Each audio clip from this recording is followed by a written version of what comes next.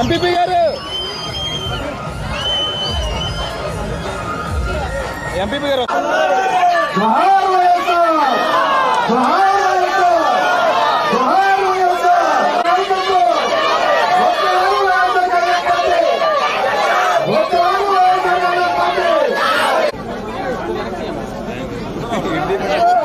వస్తుంది, జనవరి వస్తుంది.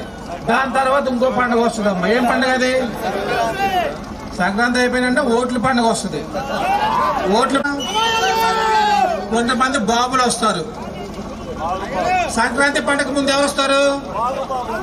గంగిరెద్దులు ఆడించుకునే వాళ్ళు, బుడబొక్కల వాళ్ళు, ఏమా బుడబొక్కల నుంచి సాయంత్రం వరకు. కానీ వీళ్ళు ఒకటే అడగండి వచ్చిన వాళ్ళని, అయ్యా 640 ఇచ్చారు, అవన్నీ వదిలేద్దాం. ఒక్క గ్యాస్ బండ్ల పథకం, నెలకే ఒక గ్యాస్ బండ్ ఇస్తుంది. కానీ ఈరోజు ఆ భూములకు దాదాపుగా 50 సంవత్సరాల తర్వాత ఈ ప్రభుత్వంలో ఈ ఒక్క బాపిరాజుగూడెం గ్రామంలో ఈరోజు ఈ ఒక్క బాపిరాజుగూడెం గ్రామంలో దాదాపుగా 250 ఎకరాలు పైచిలుకుగా ఈ గ్రామంలో ఉన్నటువంటి 200 మంది రైతులకి శుభవార్త తెలియజేస్తూ ఉన్నాం ఈ రోజు అని చెప్పి తెలియజేస్తున్నాం.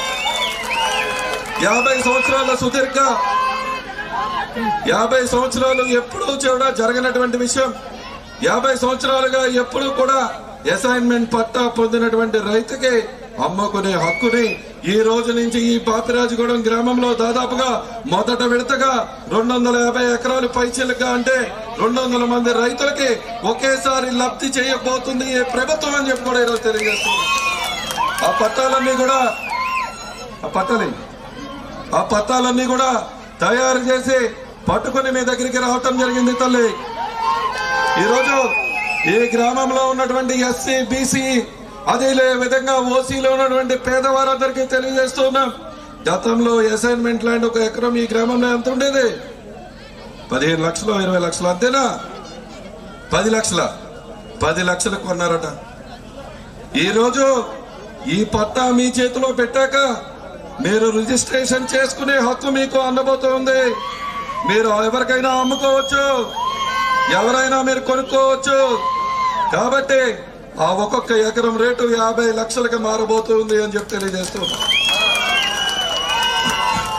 ఇంతకంటే పేదవారికి ఏం కావాలి? ఇంతకంటే ఈ గ్రామంలో ఉన్నటువంటి రైతాంగానికి ఏమి కావాలని అడుగుతూ ఉన్నా. ఈ గ్రామంలో ఉన్నటువంటి రైతులపై చిత్తశుద్ధితో పని చేస్తున్నటువంటి ప్రభుత్వం ఎవరనేది మీరే ఆలోచించండి అని తెలియజేస్తూ ఉన్నా.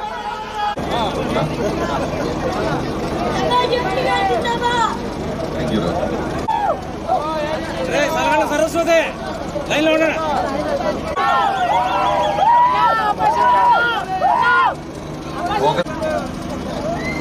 దింపండి కింద కొంచెం. అందరినీ మన జిల్లా పరిషత్ చైర్మన్ గారు ఇక్కడే ఉన్నారు. మీరు పట్టుకోండి పొద్దున్నే చూసుకుంటాం అందరం. కృష్ణ